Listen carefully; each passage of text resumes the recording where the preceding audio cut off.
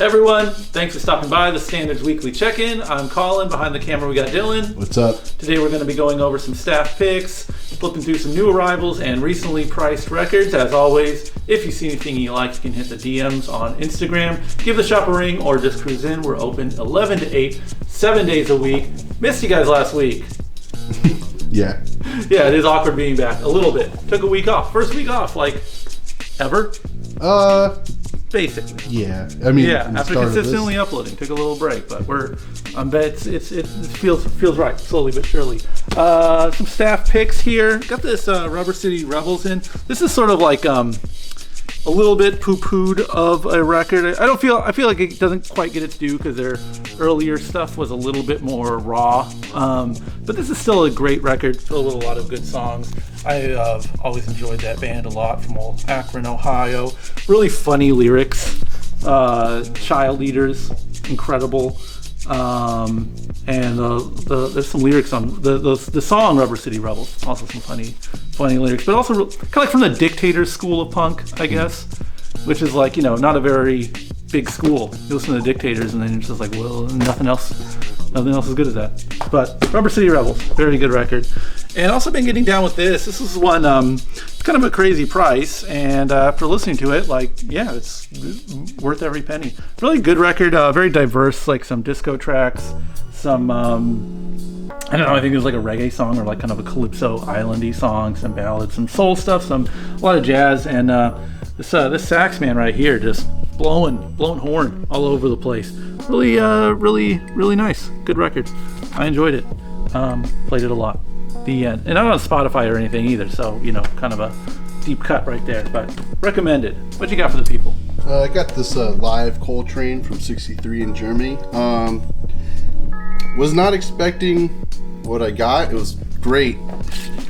It's just Elvin Jones is insane as a drummer, and like it's like it just blew my mind, like listening to it for a minute, like for the first time. I don't know. It's just like all around great playing, and I cannot complain about like that sort of jazz playing. Yeah, I haven't listened to this one. Is it like more on the free side of things, or? No, not really. It's like all like composed songs. It's just like, I don't know. I just wasn't ready for a live album to sound like that. Yeah, crazy playing. I haven't sat down with this one. I'm gonna take your recommendation, Dylan. Good job. If it doesn't sell. Then I got the ZZ Top record. Never really sat down with like, what would you call it? Eliminator ZZ Top. Yeah. And it's my first time like really listening to this one, and I was like, oh, okay. That's a crazy thing to admit. I know. I'm sorry, guys. I only knew Eliminator and the one with the flying car on it, which I can't remember what it's called. Afterburner. And I never. Every time we had those like early '70s stuff, like I never like Rio Grande Mud. In my mind, like I'm like, oh, I've heard this before, but in my head, I've heard it before, but I know that I've never actually listened to it. No, ZZ Top are kind of an easy band to overlook in a sense. I think their first 3 records, of which that's the third, are like amazing. Like, yeah, they're one of those records where every time you put them on, you're kind of like stunned by how good they are.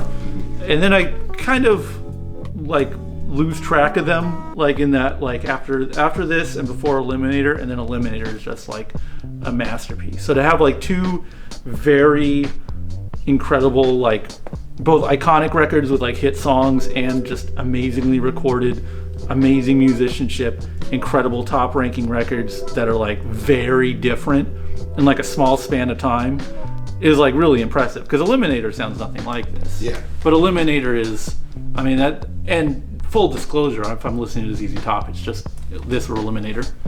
Oh, really? Yeah. Which are really like big albums, it's, but I don't know, the heart wants what the heart wants. Just because they're, the most well-known intro 101 record, you're still, I don't know, for me, both masterpieces. Surprised you never sat down with that one. Yeah, I don't know. I guess it's just like, I don't need to hear this. Best gatefold ever. Oh yeah, dude, that's Down for Foodful? Yeah, dude. Hell yeah. All right. Give him the flip through? Yeah. Okay.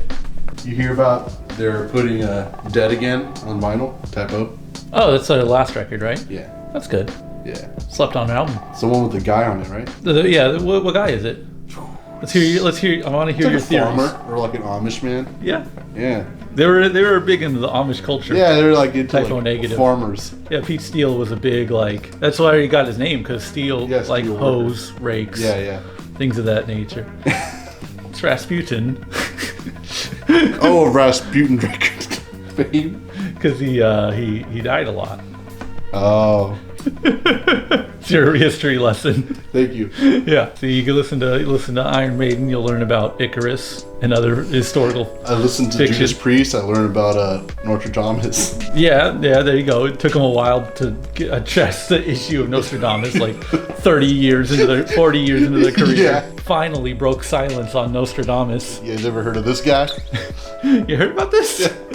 That's Rob Halford. What do you think makes these old metal guys like be like, okay, this is what we're talking about? Well, for a while, remember when I said that everyone's talking about moths? I love this theory. We'll get into your moth premise, because there's some fascinating hard evidence for this. I don't know, early 10s. Yeah. For some reason, like all these thrash metal bands from the 80s were either talking about like they had a song about moths, Yeah. or like using moth as like their like album cover, and I just assumed that like There was a meeting. yeah, there was some like 80s thrash meeting where they're like, hey, Metallica said the word moth in the flame or whatever. We had to like Gotta be moth based. yeah, moths are cool. The early 2010s. 80s thrash metal band. Yeah, like Death Angel and Exodus are like in the same room, and then like that's 2016, Moth in the Flame, Lords of the Summer, or whatever. Yeah, Testament had a moth themed record, right? I think they had a moth themed song. I don't know. It was just weird. I just don't know why everyone was talking about moths for a minute. But like the new generation wasn't with it, like Toxic Holocaust. yeah, like Nothing. Havoc, Toxic Holocaust. No talking about moths, just war. Yeah, they didn't get the memo. They Yeah. weren't invited to Yeah, like, because they weren't from the 80s. Overkill over here is fucking talking about moths. Overkill does not talk about moths. I think they did. I look back. I swear to God, I was just like, why is like all these 80s bands doing moth stuff? Hop on. Moth's whole gimmick is that they're dumb. Butterfly, it's like about metamorphosis, right? Like Yes. you go in a cocoon, you turn into a butterfly. A spider weaves his web. The scheming spider. And people say like cockroaches, resilience, etc. When Yes. people say a moth to a flame, they just mean you're fucking dumb. Like you're just on autopilot. Because they die, right? When they touch Yeah, they like bright things and then they die. Yeah. Fair enough. I guess it's a hacky metaphor, but I get it. Thanks for watching, and no YouTube comments this time around. If you have any questions you would like to see answered on next week's video, leave a comment in the proverbial down below, and we'll address it next week. Thanks for watching. Bye.